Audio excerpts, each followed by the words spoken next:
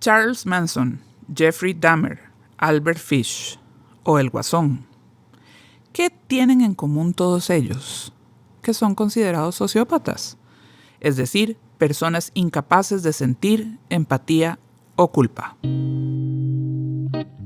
Somos Isa y Lu, psiquiatra y psicóloga, pero sobre todo amigas, que saben lo que es estar de un lado y otro del espacio terapéutico. Ojalá lo disfrutes, Porque al final, de terapeuta y loco, todos tenemos un poco. De Terapeuta y Loco, Todos Tenemos un Poco es un espacio autofinanciado y sin fines de lucro. Si querés apoyarnos para que siga vivo, podés hacer tu donación a través de la página www.patreon.com/De Terapeuta y Loco Podcast. Esta tercera temporada llega a ustedes gracias al apoyo de la Sala Garbo. Hola Lu. Hola Isa, ¡qué emoción! Aquí estamos en estos arranques de temporada. En este momento, nuestra tercera temporada del podcast. Muy no lo feliz. puedo creer, te juro que no lo puedo creer. Cuando arrancamos este proyecto, ¿verdad? Toda la volazón para nosotras de vamos a hacer un podcast y bueno, ya tercera temporada con muchísimo apoyo de todas las personas que nos escuchan. Estoy feliz de estar de vuelta.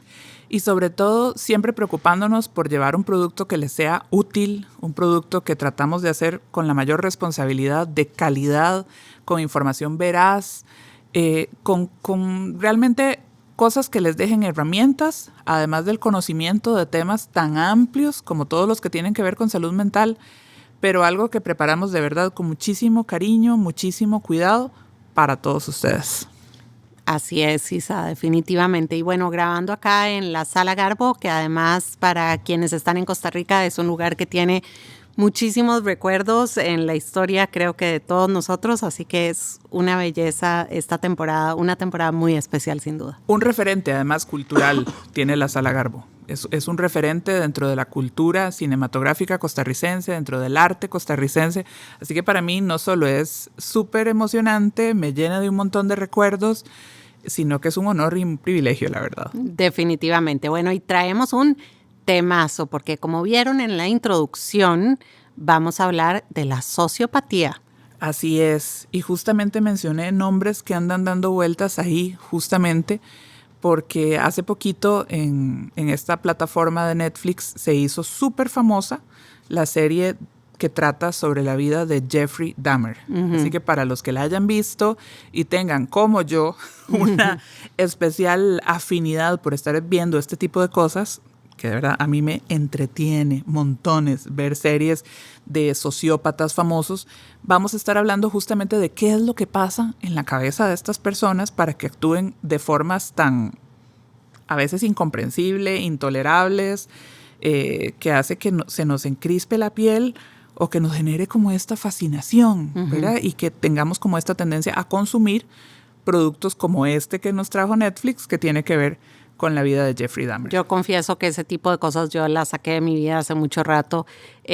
Yo noto el impacto que tienen en mí, no es un impacto positivo, así que dejé de consumir ese tipo de información hace mucho rato, pero bueno, el tema me parece espectacular porque pues tenemos estos, ¿verdad?, personajes que vemos y que nos mueven el mundo de poder tratar de entender qué rayos puede pasar por la cabeza de una persona así.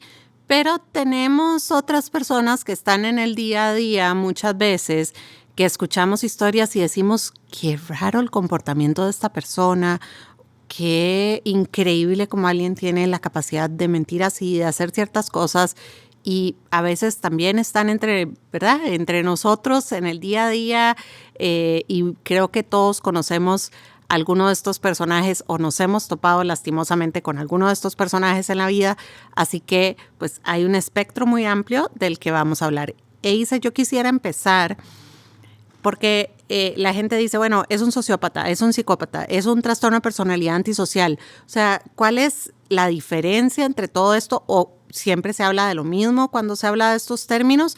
Porque tal vez empecemos hablando del mismo término y sabiendo de qué estamos hablando cuando hablamos de sociopatía o psicopatía o antisocial. Ok, yo quisiera irnos incluso un poquito más para atrás. ¿Qué es un trastorno de personalidad?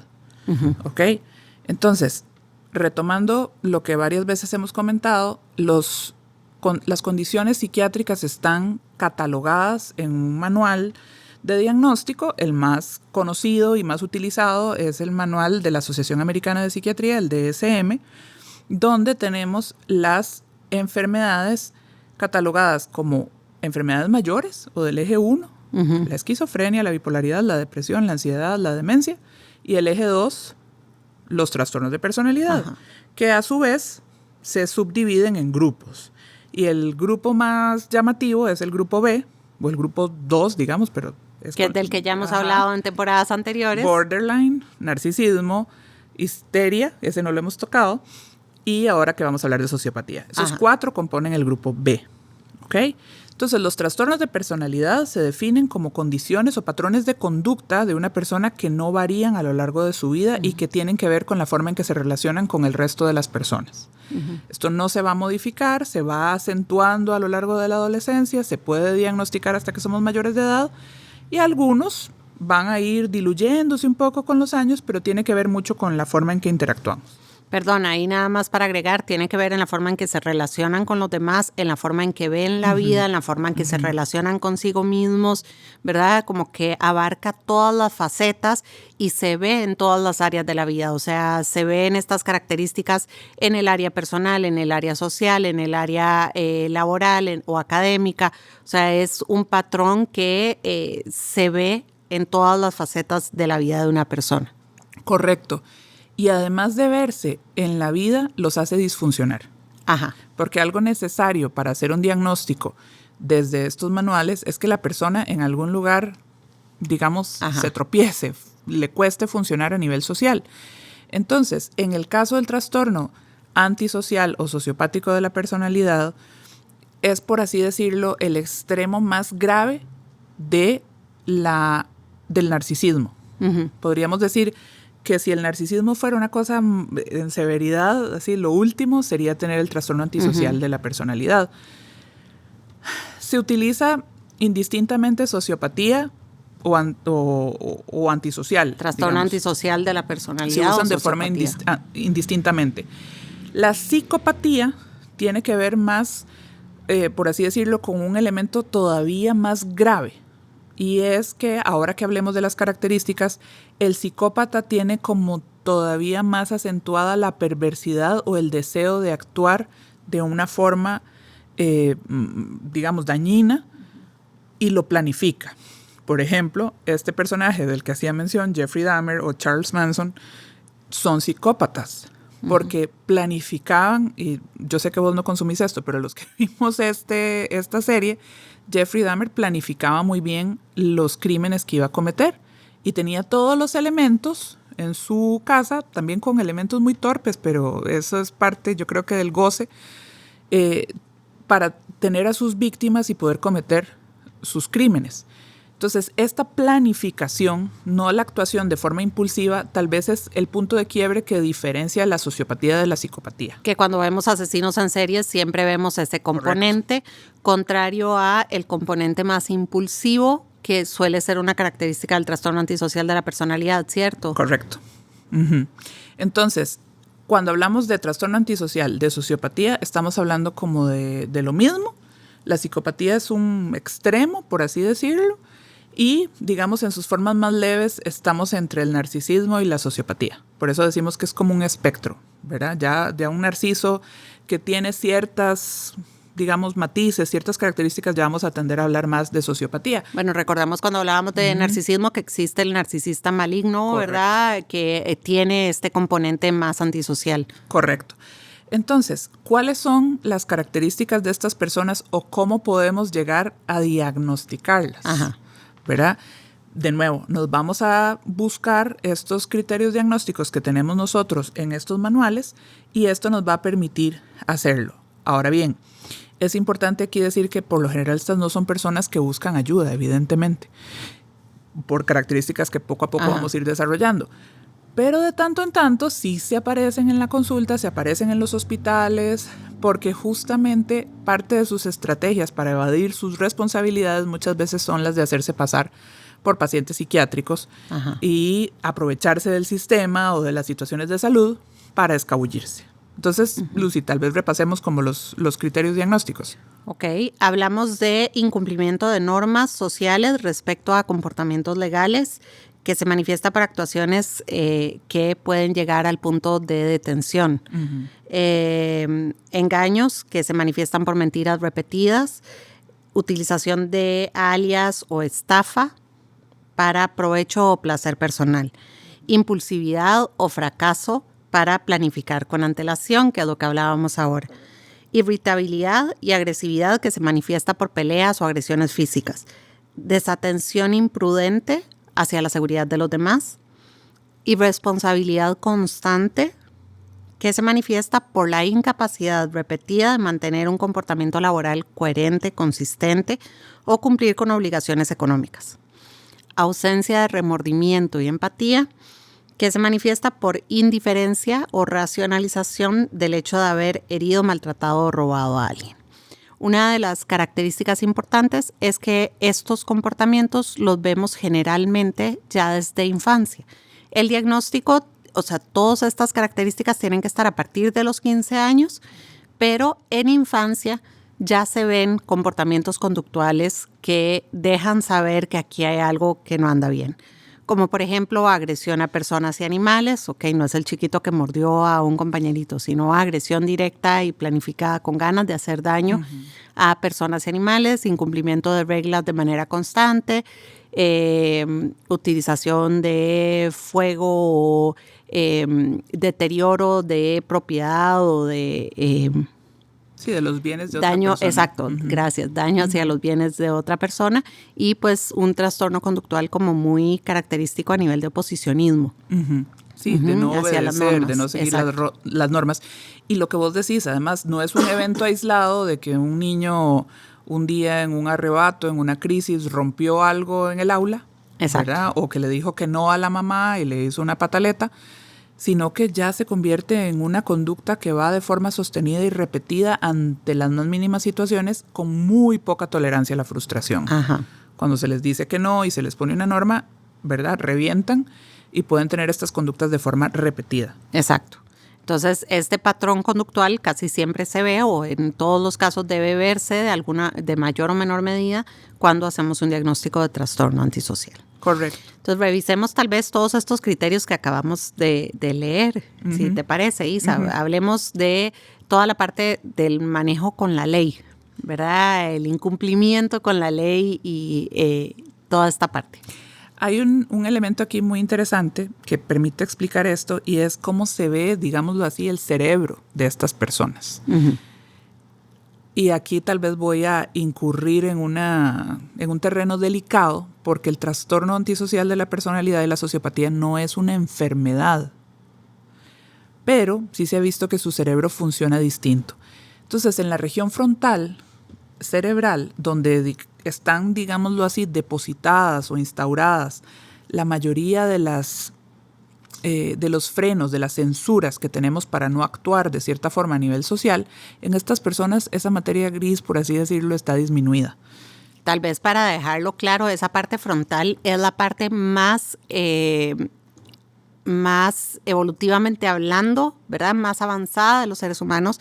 Es la vocecita que nos habla en la cabeza todo el día, la que nos dice lo que es correcto, lo que es incorrecto, la que nos ayuda a planificar, a organizarnos, a quedarnos quietos en una reunión donde no tenemos ganas de quedarnos quietos. O sea, es la parte más avanzada a nivel de desarrollo del cerebro de los humanos y es la parte que realmente nos diferencia de los animales. Entonces, cuando pensamos que la materia gris en esta zona del cerebro pueda estar, ¿verdad?, distinta que la de la mayoría de las personas, pues sí, esa vocecita interna que nos dice todo el tiempo lo que está bien y lo que está mal, ya nos da como mucha luz de cómo pueda estar funcionando. Tal vez para hacer la analogía es el Pepe Grillo. Exacto. Del cuento de Pinocho, ¿verdad? O para los que crecimos en los 80s en Costa Rica, había un anuncio televisivo, en la televisión abierta, pues, de un muchacho sentado en una banca que decía, escucha tu voz interna. Y era... No lo recuerdo. No, es viejísimo, pero es un chavalo sentado en una banca y se le acerca una serpiente por un lado y es el momento de tomar como una decisión, ¿verdad? Esta imagen como del diablo versus el angelito, uno de cada lado. Y él dice, escucha tu voz interna, es buena. Bueno, esa voz interna proviene de esta región cerebral que nos dice, bueno, esto sí se puede hacer y no se puede hacer. Y esa vocecita, que a lo largo del desarrollo de la psicología ha adquirido muchos nombres, pero dejémoslo como el Pepe Grillo, tiene su fundamento o crece a partir de nuestros patrones de crianza, justamente cuando nuestros papás o nuestras figuras de apoyo nos dicen esto no se puede hacer, esto sí se puede hacer. En la escuela, que la maestra nos dice, tenés que esperar tu turno, tenés que hacer esta fila, hay que esperar tal cosa. Estas cosas se van inculcando a lo largo de la vida y sabemos cosas que sí podemos hacer y cosas que no podemos hacer, cosas que están bien y cosas que están mal. Sí, todas las normas sociales y todo ese conjunto de normas que nosotros tenemos que nos hacen actuar en sociedad de una manera en que calcemos y podamos organizarnos bien, viene de esta zona cerebral. Ajá. Entonces, en estas personas, esta parte no funciona, digámoslo así, o está como con el volumen muy bajito. Entonces, aunque sepan que socialmente matar a alguien no está bien, está penado por ley, está prohibido, lo hacen, ¿verdad? Y buscarán la forma de saltarse esa ley, no necesariamente matando a alguien, pero estafando a otro, mintiendo, manipulando para obtener algo a su favor y, por lo que decías también de sus características, sin remordimiento alguno. Ajá, y esto es importante porque algo que se ha visto es que, claro, se diagnostica más en personas de clase socioeconómica más baja o que tienen menos recursos económicos y educativos. Pero entonces ahí lo que la literatura dice es, bueno, esto puede ser un sesgo. Mucha gente roba también porque no tiene nada que comer, ¿verdad? Y esa persona no es un sociópata per se solo porque haya ido a robar. Una persona que le hizo daño a otra persona no es un sociópata per se solo porque haya hecho un daño. Esta característica de yo sé que esto no está bien, no necesito hacerlo para sobrevivir y no me importa. No me importa si le pasé por encima a alguien más. No me importa si dejé a alguien botado para conseguir lo que yo quería. Es el fin justifica los medios, ¿verdad? De Maquiavelo. Y esta característica de no me importa, sí tengo claro que está mal. No me importa la persona que yo dejé tirada en el camino.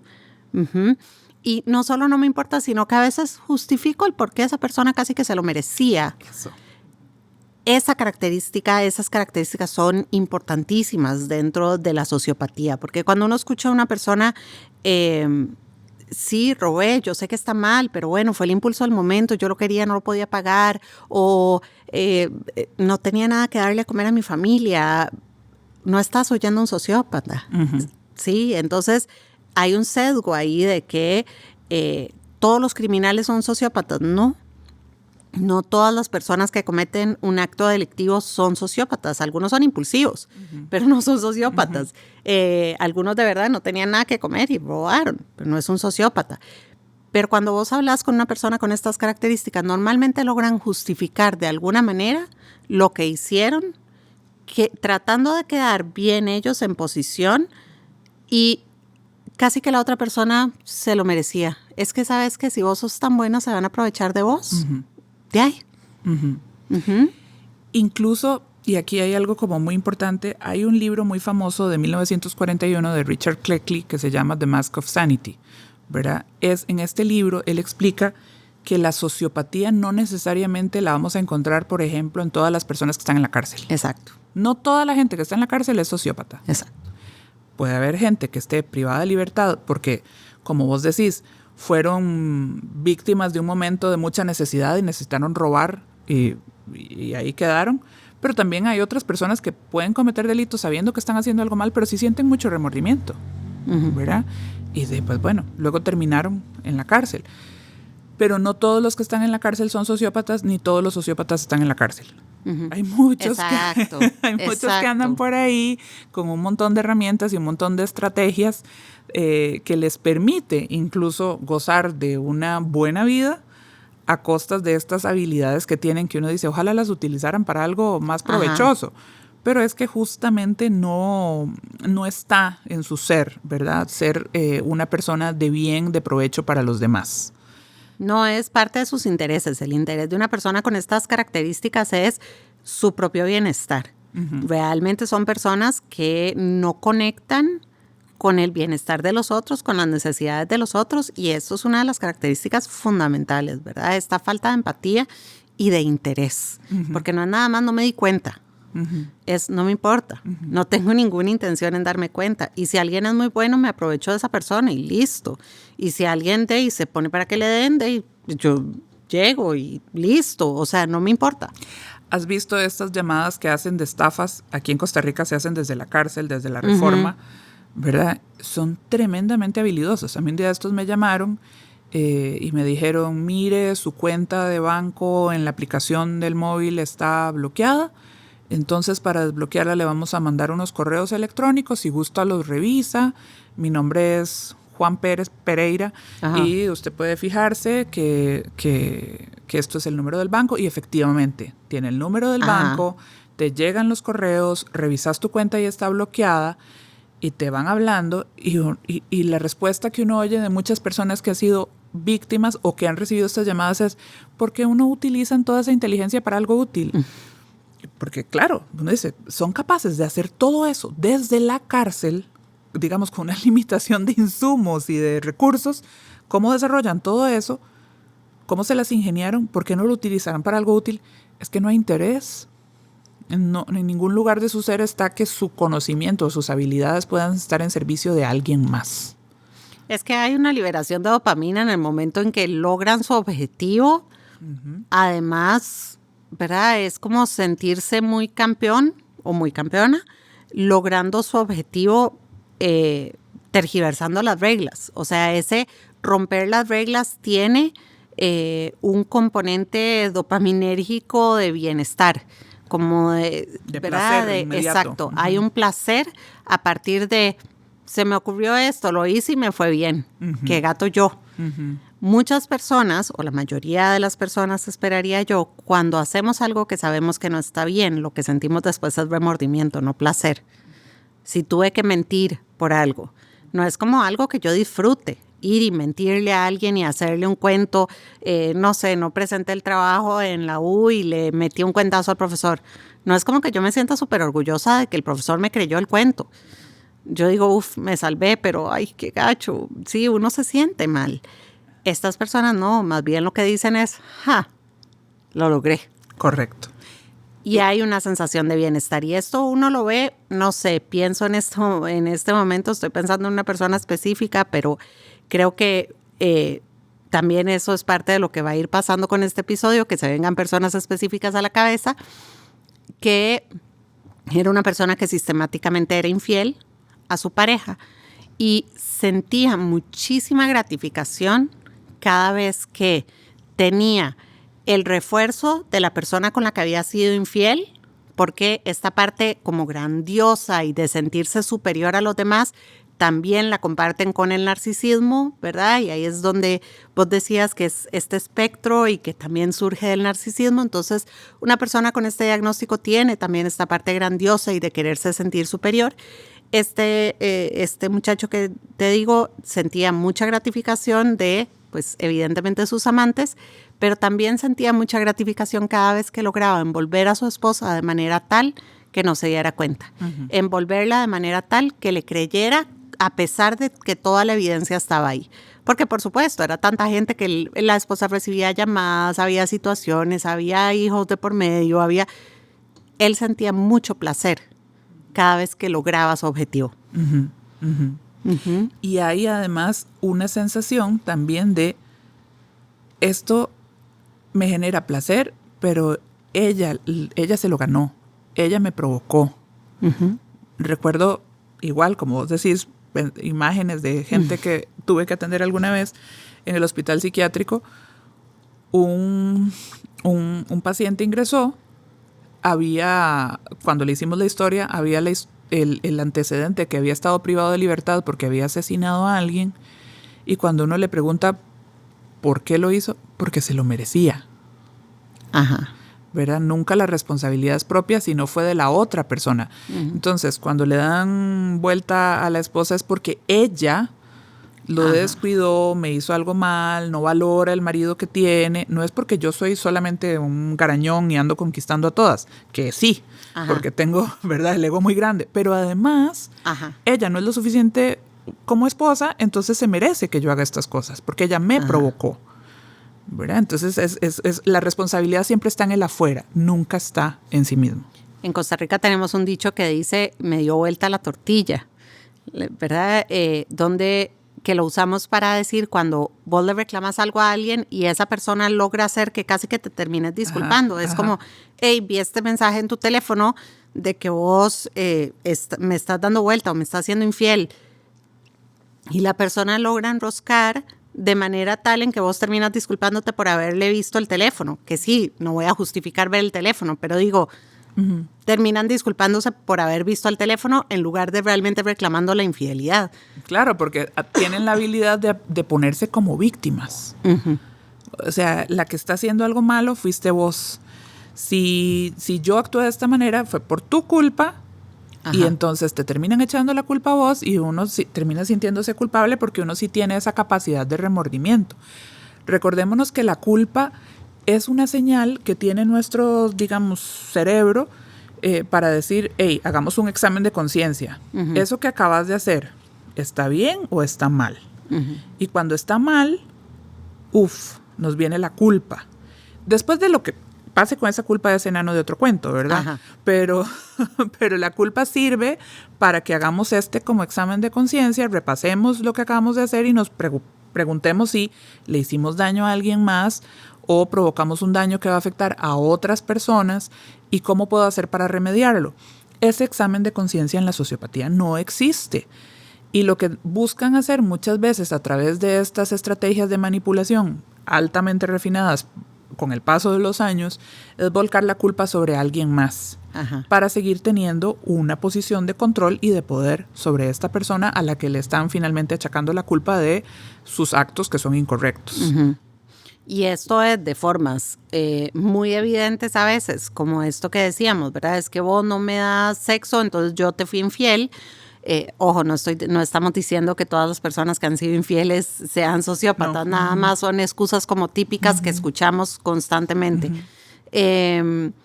Culpabilizan a la otra persona por sus acciones o de formas más indirectas. Sí, claro, lo que pasa es que yo estaba tan triste, yo la estaba pasando súper mal, yo estaba tan mal, tenés que entenderme, porque yo necesito ayuda. Y entonces todo se vuelve hacia... necesito que me cuiden, necesito que me apañen. Ahí es cuando un sociópata llega muchas veces a consulta, cuando ha hecho algo que no está bien, cuando robó las tarjetas de alguien, cuando estafó a alguien más, cuando lo descubrieron o la descubrieron en su engaño o en su dinámica. Ahí es cuando llegan a consulta con una depresión que puede ser real porque su ego está muy dañado, o en búsqueda de estas ganancias secundarias, de librarse de sus acciones para ya. En parejas se ve mucho cuando una de las dos partes tiene estos componentes que llegan a terapia de pareja, uno ve una incapacidad absoluta para conectar con la otra persona, para realmente, o un montaje teatral de conexión y de intimidad que no es real porque la conducta sigue siendo la misma y rápidamente dejan de venir. Claro. Otra característica que tienen que es muy llamativa y que por eso uno dice, bueno, si están describiendo a esta persona tan malvada, ¿cómo alguien se enamora? ¿Cómo alguien se engancha de un sociópata? Bueno, pero es porque tienen un encanto inicial.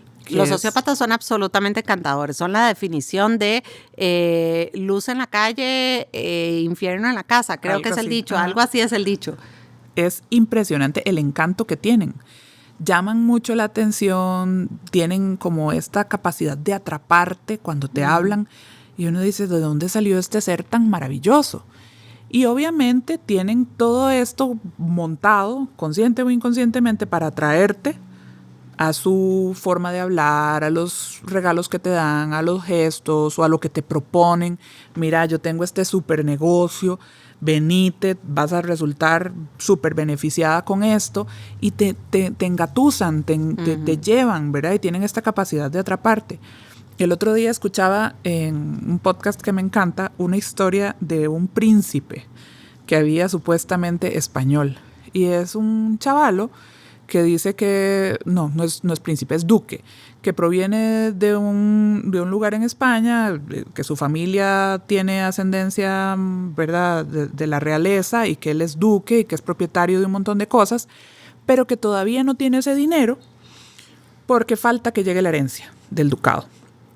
Y convence a una pareja en el país en el que está, si no me equivoco es en Colombia, de que él es el heredero, pero que necesita un cierto financiamiento para poder ir a España a recibir la herencia, que necesita ropa, que necesita viajes. Y estas personas se vuelcan por completo en la historia del encanto del duque y la mamá del duque, que están por ahí, y los estafan. Y así han estafado montones de gente, y estamos hablando de miles de dólares. Uh-huh. Y los llevan a España y los traen por aquí y por allá. Y uno dice, ¿cómo hicieron para engatusar a esta persona? Bueno, por el verbo, por las historias que cuentan, por lo que te prometen, que cuando yo ya tenga la herencia del ducado, entonces te voy a dar a vos tantas cosas. Tienen esa habilidad de encantarte, de meterte en su historia. Son personas que logran convencerte que tienen un doctorado en X tema por la forma en que hablan y en que te arman las oraciones y en que te dan la información, y en realidad nunca estudiaron, pero ni un bachillerato en esto. O sea, son personas que te dicen que ya terminaron su carrera, hicieron 4 materias, o que, el estafador de Tinder creo que también era escuché los cuentos, tampoco la vi, pero una serie de Netflix muy famosa que estuvo hace poco, también con estos mismos estilos de engatusar a la gente, ¿verdad? Y estafar a la gente de maneras abismales. Y eso lo podemos ver en estos casos donde, wow, ¿verdad? Se llevan millones, viven la gran vida mientras el resto de la gente los financia, o en casos en pequeñito donde están estas personas más con rasgos que siempre consiguen lo que quieren. Uh-huh. Hay gente como que siempre logra darle vuelta a las situaciones para conseguir lo que quieren. Recordemos que cuando hablamos de un trastorno de personalidad, podemos también pensar en que hay rasgos, que no significa que la persona sea un sociópata o una sociópata, sino que tiene algunas características por ahí. Hay personalidades donde uno ve ciertas características que van por esa línea. Hay sociópatas, hay personas que tienen rasgos sociopáticos. Ajá. Y también hay ajustes sociopáticos que alguna vez habremos hecho. Ah, sí, que creo que todos lo hemos hecho. Es como mentirle al profesor por el trabajo que no entregaste. La diferencia está en que tenemos claro que hicimos algo que no estaba bien. Hiciste un pequeño ajuste, mentiste, manipulaste alguna situación, pero nuevamente cae sobre vos todo el peso de esa ley que llevamos en nuestro cerebro y recapacitas y dices, eso no estuvo bien, ¿verdad? Aunque tal vez no le voy a decir al maestro que le mentí y que no era cierto que estaba enferma y que por eso no entregué el trabajo. Ajá. Pero sí queda en tu cabeza ese momento. Eso no te convierte en sociópata. Ajá. Y a ver, hay sociópatas que sí tienen el doctorado y el todo, sí, porque hay tipos, hay personas súper inteligentes. Y hay jefes de Estado, presidentes de República con características muy sociopáticas. Y hay todas estas series que vemos de personajes de la vida real, como es el de Tinder, como Ana, la otra que también estafó a un montón de gente con cosas de moda, este otro. Y que, a ver, aquí hay algo importante. A mí me encanta ver estas series, pero evidentemente hay que tener mucho cuidado porque a veces terminamos como ensalzando y generando como que estos personajes son, ¿verdad?, la cosa maravillosa, el modelo a seguir, cuando en realidad no lo son. Entonces, también es cierto que hay que tener mucho cuidado, como vos decís, con consumir este tipo de cosas sin un criterio. Ajá. Porque de pronto vemos que hay niños que dicen, ¿yo para qué voy a estudiar? Si yo puedo hacer A o B, que deja más plata, deja más glamour, más joyas, más cosas, y de ahí la desigualdad social es un tema, porque hay personas en estratos urbanos marginales, donde se enganchan de estos personajes y creen que la vida es tan fácil como empezar a mentir, a manipular, a robar y a desarrollar estas estrategias. Entonces, esto es un tema que hay que manejar con muchísimo cuidado. Y que no todos los sociópatas, y voy a hacer un paréntesis porque hablamos mucho de los sociópatas, ¿sí? Y es que el diagnóstico de sociopatía se da significativamente más veces en varones que en mujeres. Se cree que hay una subvaloración o que hay un subdiagnóstico en mujeres y que muchas veces tradicionalmente hemos hablado ya esto de que hay diagnósticos que son más tradicionalmente femeninos, tradicionalmente masculinos a nivel diagnóstico, pero la sociopatía en general se diagnostica muchísimas más veces en varones. Por eso es que en general lo uso el término masculino, que es lo que sale.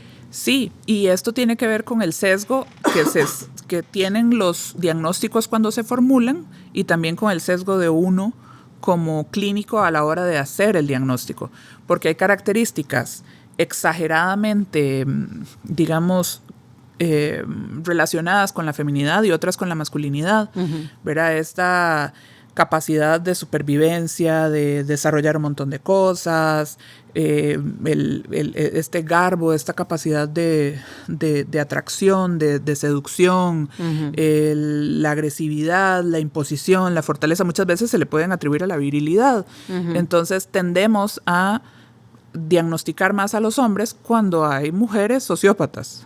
Lo mismo pasa con el borderline o con el histriónico, que se lo tratamos siempre de poner a las mujeres cuando hay hombres terriblemente histriónicos u hombres que son borderline clasiquísimos, ¿verdad? Algo también importante de este diagnóstico es que no siempre los sociópatas tienen este glamour que vemos en las series, ¿verdad? No siempre son estas personas, ¿verdad? El Hannibal Lecter de la vida, súper educados y súper pro. Y a veces son personajes muy burdos, pueden llegar a ser muy irresponsables económicamente, a perder muchísimo los trabajos, porque claro, si llegas tarde todos los días y todos los días tenés una mentira diferente, llega un momento en que no te la aguantan. Si, no sé, todo el tiempo estás tratando de armar negocios y meter gente en negocios raros, llega un momento en que se te cae todo, tenés crisis financieras, no suelen ser responsables económicamente, tengo plata, me voy de tanda, el consumo de sustancias es muy típico de personas con este tipo de diagnósticos, porque claro, es una búsqueda de gratificación inmediata, y entonces fui y me gasté toda la plata en drogas o en alcohol y dejé a mi familia muriéndose de hambre. Tienden a ser también personas muy irresponsables y hablábamos del tema de impulsividad y es esto, no son personas muy hábiles planificando si no tienen este componente más psicopático. ¿Es así? Correcto, y además una capacidad intelectual mayor, más desarrollada. Exacto, entonces a veces uno escucha ¿verdad? Personas que quedan envueltas en estos ciclos de mentira que desde afuera tal vez es muy fácil identificar que es mentira, pero que la persona no lo está logrando porque está ya en esta dinámica donde esta otra persona con rasgos sociopáticos o con características o un trastorno sociopático ya le ha hecho creer que de alguna manera tiene que creerle que ella es la culpable y que la evidencia no importa. Ajá. Ahora, Lucy, ¿de dónde viene? ¿Cómo se forman los sociópatas? ¿Verdad? Yo creo que muchas personas se deben de estar haciendo esta pregunta, decir, bueno, ok, tengo hijos, ¿cómo hago para que no se haga un sociópata? ¿Verdad? Yo creo que empezando por ahí, si ya usted se hizo la pregunta, eso es una muy buena señal, sí, ¿verdad? Tranquila, mamá, si está escuchando esto, papá, si usted ya se hizo la pregunta, eso quiere decir que usted se está revisando en cuanto a la crianza y eso ya es una muy buena señal y ahí tenemos mucho ganado. Las personas sociópatas o antisociales, por lo general, tienen una historia de mucha negligencia, de mucho abandono y de mucha agresión física y psicológica y material durante su infancia. Son personas de mucha carencia, donde no hubo una adecuada contención, una adecuada guía, ¿verdad? Desde el punto de vista del apego, hablaríamos de un apego muy desorganizado, ¿cierto? Entonces son personas que no recibieron, por así decirlo, ese apapache que necesitamos de una forma consistente, de una forma adecuada, para poder formarnos en relación con el otro, ¿verdad? Esas personas se sabe que, como les decía, puede que su cerebro tenga características estructurales y funcionales distintas, pero sobre todo viene de ahí, de este inadecuado proceso de desarrollo desde muy temprana edad. Y sabemos que hay un componente genético y de modelado importante, por lo que en familias donde hay personas con trastorno antisocial de la personalidad tendemos a ver pues más personas con trastorno antisocial, que ahí hay dos componentes, ¿verdad? Uno, la parte genética, que es innegable ya, y dos, es la parte también de crecer con un padre o una madre sociopático, pues forma pequeños sociópatas. Claro. Porque si vos lo que escuchás toda la vida es, ellos tienen más dinero que nosotros, entonces se merecen que les robes. Aprovéchese de que fulanito es un bruto y le da la tarea, no sea tonto usted y quítele la tarea. O aprovéchese que el otro lleva mucha merienda y cómase la merienda. O sea, ya desde ahí, ¿verdad?, van formando pequeños sociópatas. O te pego una nalgada porque me hiciste esto y me ensuciaste el piso. Claro. O no te voy a dar de comer porque no te ganaste una buena nota, entonces hoy no tenés derecho a cenar, anda, acostate porque yo ya no te quiero. Ese tipo de mensajes, obviamente de forma sostenida y con características cada vez más severas, donde además puede haber situaciones de trauma, porque hay drogas, porque hay alcohol, porque hay violencia física, abuso ¿verdad? sexual. Exacto. Todo esto es caldo de cultivo y que por eso, fenomenológicamente hablando, es súper importante ver que a nivel social, la desigualdad social, la pobreza extrema, también son caldos de cultivo para esto. De ahí que las intervenciones no solo tienen que ser en el 1 a 1, sino a nivel social, política, digamos, nacional, de atacar esas desigualdades y esos focos de pobreza donde el narcotráfico, la prostitución, el abuso sexual, la violencia física van a generar justamente que haya niños que se ensalcen porque el narco anda con el carro tal, lleno de joyas, con mujeres guapísimas y va y hace lo que le da la gana de forma irrestricta. Y de hecho, cuando uno ve iniciaciones en maras, en pandillas, en cosas así, normalmente lo primero que les ponen a hacer es como de los crímenes más graves, ¿verdad? Tienden a hacer o robos severos o maltrato a otra persona o incluso matar a alguien, porque es una forma de ir trabajando lo que vaya quedando de ese Pepe Grillo y decir, elimine esto a toda costa. Entonces, también hay un tema de formación por ahí, ¿verdad? Claro. Y ahí es súper importante que hablemos entonces del tratamiento. ¿Qué se puede hacer por los sociópatas? ¿Se pueden tratar o no se pueden tratar? Este es el trastorno de personalidad con peor pronóstico y más difícil de trabajar. O sea, la forma, casi siempre, si los vas a trabajar, se trabajan en centros penales, se trabajan porque un juez los mandó, se trabajan porque ya están con la espada, ¿verdad?, al filo y están al límite. De que algo malo les pase. Ya ahora sí vas a perder a tus hijos, o ya ahora sí vas para la cárcel, o ya ahora sí, quedan como, es cuando están muy entre la espada y la pared. Lo que la investigación nos dice no es muy prometedor.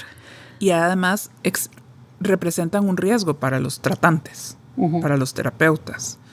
Yo recuerdo una escena que a mí me marcó muchísimo de mi formación como psiquiatra.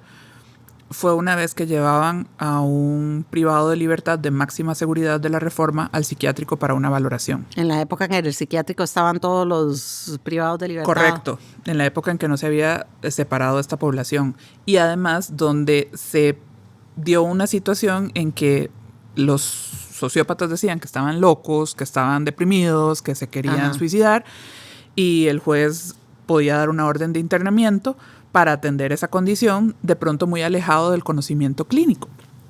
Entonces, cuando anuncian que viene este privado de libertad, hay que sacar a todas las personas que están dentro de las salas de espera del servicio de emergencias, que hay pacientes que tienen hospitalizaciones muy breves ahí, de 1 o 2 días. Hubo que sacar a toda la gente de sala de espera. Llegan 2 o 3 de las patrullas donde llevan a los privados de libertad, que en Costa Rica les decimos perreras, que son estas completamente cerradas. Se bajan un montón de policías armados, con armamento pesado, rodean todo el servicio de emergencias, y la jefe de emergencias de ese momento me dice, Isa, usted me acompaña. Y yo, ¿por qué yo? yo no quiero estar ahí adentro. Entonces nos meten en un consultorio, los consultorios de emergencias del Hospital Nacional Psiquiátrico, del Hospital Nacional de Salud Mental, tienen una puerta de emergencia, que es una puerta atrás del escritorio y otra por donde ingresa el paciente, que es como deberían de ser siempre por situaciones de seguridad los consultorios de atención psiquiátrica. Entonces rodean con policías y bajan a esta persona esposado, encadenado de pies y manos, ¿verdad? Con esposas, no podía ni caminar, custodiado. Y parte de la alerta era porque era un tipo del narcotráfico costarricense, no sé ni el nombre ni de dónde venía por dicha, que podía ser que lo fueran a rescatar al hospital y que todo esto fuera parte de un plan para que cuando estuviera en el hospital, en un lugar más vulnerable para la seguridad, llegaran y lo sacaran y fugarse, ¿verdad? Entonces vos te imaginarás el terror que yo tenía. Por supuesto. Y cuando el tipo se sienta frente a mí y lo empezamos a entrevistar, la médico a cargo, yo la residente, entre las dos lo entrevistábamos, en algún momento ella se levanta y va a dar una orden a enfermería de algún medicamento que había que aplicarle o alguna cosa, y el tipo con esta cara así súper penetrante y una mirada, algo dije yo que me preguntó, ¿usted conoce ese lugar? Es una cosa visceral, ajá, una sensación horrible como de sentirse desnudada en ese momento y decir, le di algo de información, ajá, para que el de ahí se enganche y me atrape, uh-huh, ¿verdad? En este juego psicológico, ¿verdad? Que es muy fregado. Yo estaba clarísima en ese momento que estaba frente a un sociópata, las circunstancias en las que estaba, pero lo que quiero decir es que esto le puede pasar a cualquiera, en cualquier, ajá, lugar sin tener esa alerta, uh-huh, ¿verdad? Un sociópata hábil es realmente hábil. Y a nosotros como terapeutas, o sea, yo creo que todos nos hemos ido más de una vez con alguno de estos personajes que nos enganchan de tal manera, ¿verdad? Sea en su ansiedad, en su discurso, en lo que sea, hasta que uno ya lo ve y lo ve, ¿verdad? Cuando cae la venda en los ojos, y es impresionante la habilidad que tienen. Hay sociópatas más burdos, de nuevo, claro, que no tienen tan buena capacidad intelectual, claro, y que sus mentiras son mucho más fáciles de atrapar, pero este tema de la mentira, del engaño, de encontrarte el punto débil, de encontrar cómo envolverte, de atraparte para su bienestar, es clave en la sociopatía. Y por eso a nivel terapéutico no se pueden tratar, porque todo el tiempo van a tener esta tendencia, y si vos estás tratando de encontrar un espacio de vulnerabilidad, de introspección, de revisión de sus conductas y demás, fácilmente como terapeuta te pueden envolver. Entonces no son tratables desde ese punto de vista. No, realmente no lo son. Ahí normalmente lo que uno hace es trabajar con la familia o las personas que estén alrededor y que estén en riesgo de ser víctimas de alguna forma de esta persona, sea en mayor o menor medida ser víctima, sea que él la mantiene, no lo mantiene, no le dan todo lo que quiere, o sea cual sea la ganancia que esta persona está teniendo, pero lo que uno hace normalmente es tratar de trabajar con las personas allegadas para salvarlos de esa situación, porque yo realmente nunca he leído, visto o atendido un caso exitoso de sociopatía, ¿verdad? Donde realmente la persona haga un cambio significativo hacia la sociedad. Y farmacológicamente también esto es importante saberlo. Habrá medicamentos que se le prescriban a personas con esta, digamos, característica, no con el fin de curarlos. Se medican muchas veces para frenar la impulsividad, para bajar la irritabilidad, como para sostenerlos. No tienen la finalidad de curar un síntoma, sino como atenuarlo. Uh-huh. Y a nivel psicológico, conductualmente también se pueden tratar de hacer alguna que otra cosa, ¿verdad? Como de consecuencias, como de... En los que están más en la parte de rasgos, pues sí, uno puede canalizar esos rasgos hacia algo más productivo, ¿verdad? Hay algunas profesiones que se sabe y que se ha estudiado que tienden a tener más personas con este tipo de rasgos. Entonces, cuando son rasgos, uno lo puede canalizar un poco más, porque puede que la persona no esté tan interesada en lo que le puede aportar al mundo porque no le interesa hacer el bien para la sociedad, pero sí puede estar interesada en tener una buena vida y que eso signifique acomodar esas características suyas para desempeñarse bien en su profesión. Entonces, cuando hablamos de rasgos, sí podemos orientarlos un poco más. Tienden a tener un poco más de introspección en, ok, por lo menos esta conducta no me sirve. O sea, no me sirve que me echen de todos los bares porque tengo problemas interpersonales cada vez que tomo alcohol. Entonces necesito disminuir mi cantidad de alcohol y el alcohol es lo que me exacerba la impulsividad. O no me sirve ser irresponsable porque me pueden meter preso. O entonces, desde el no me sirve, podemos trabajar conductualmente algunas características. Pero en personas ya con un trastorno antisocial de la personalidad consolidado como tal, un cambio significativo para la vida y para que sea una persona socialmente funcional en lo que hace por los otros, porque yo sé que pueden funcionar. He visto personas con estos diagnósticos que funcionan, pero funcionan haciéndole daño a todo el mundo a su paso. Y ahí yo creo que lo que vos decías, a nivel de tratamiento aquí es fundamental tratar al entorno. Ajá. Alejarlo de estas personas que pueden ser su núcleo inmediato o limitar al máximo el contacto con esta persona, protegerse uno mismo, hacer el duelo de que, bueno, esta persona de pronto es mi hermano.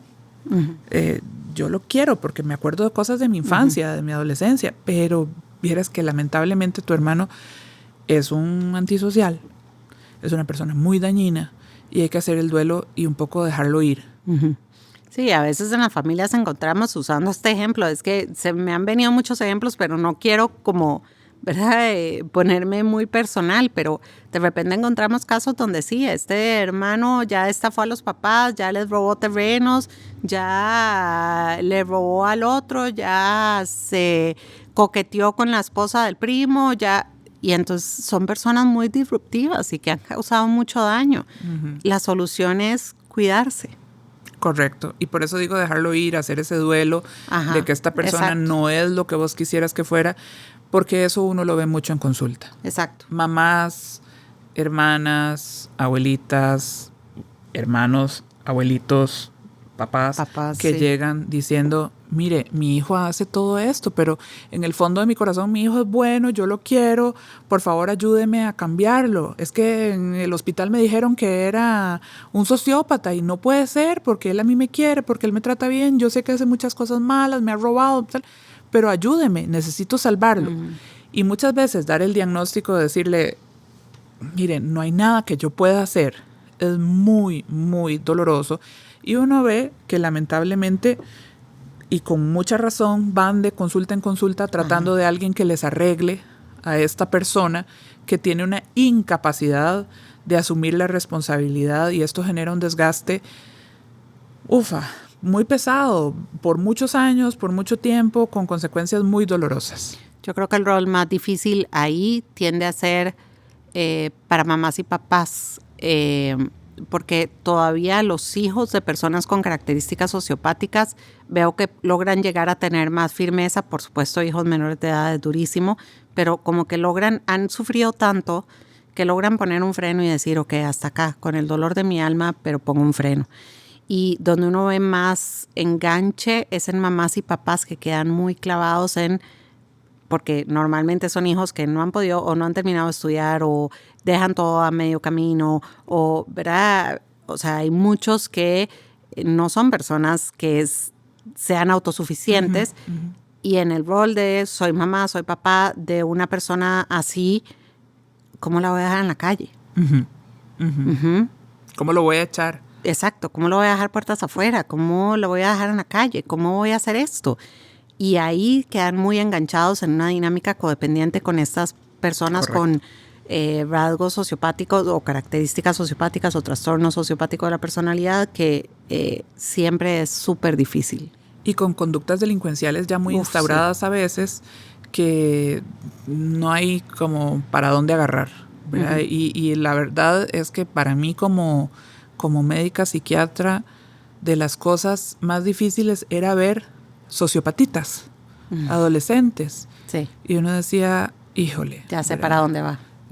Sí. tenés 15 años, tenés 16 años y, como decía una de mis maestras, ya psicológicamente sos un anciano. Ajá. Y aquí ya no hay nada que hacer. Ese es un dolor, una frustración que uno tiene como clínico de saber que hay cosas que no se pueden cambiar.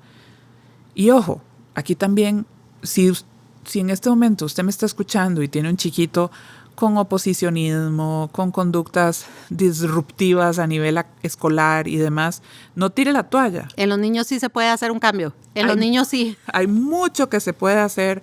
Busque ayuda para el niño, para usted como papá, como mamá, porque todavía podemos hacer mucho. Y por eso la infancia, ¿verdad?, es tan maleable, es tan rica, es tanto lo que se puede recuperar. No hay que perder la esperanza.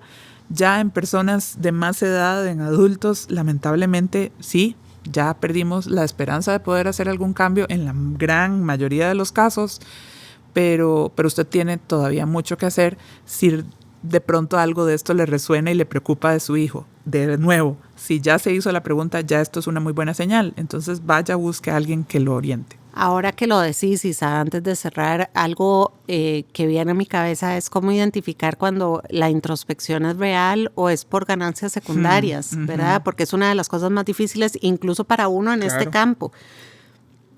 Porque muchas veces uno lo ve, claro, se jaló el tortón, ¿verdad? Estafó, les robó un montón de plata, pero entonces ahora está súper arrepentido y realmente llora y hace crisis, se deprime y realmente tiene una depresión. Y ¿cómo sé si esta vez sí hizo insight o no?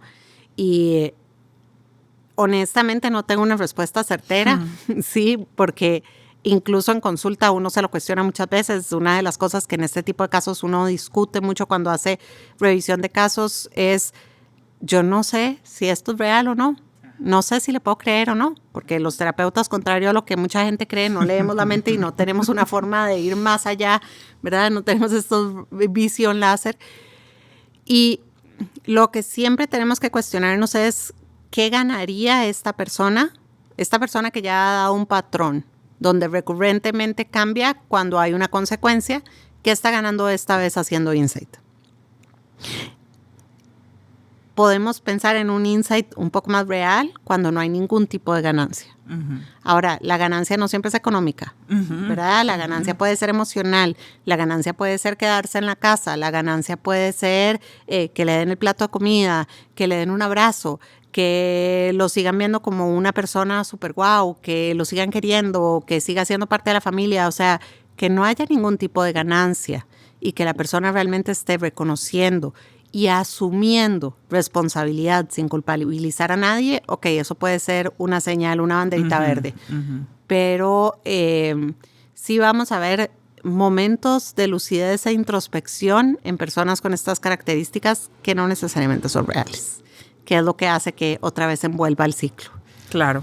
Y si usted ha sido parte de ese ciclo y ha sido víctima, sepa que tampoco necesariamente vamos a decirle esto es su culpa otra vez, jamás, ¿verdad? Jamás. Le volvió a hacer caso.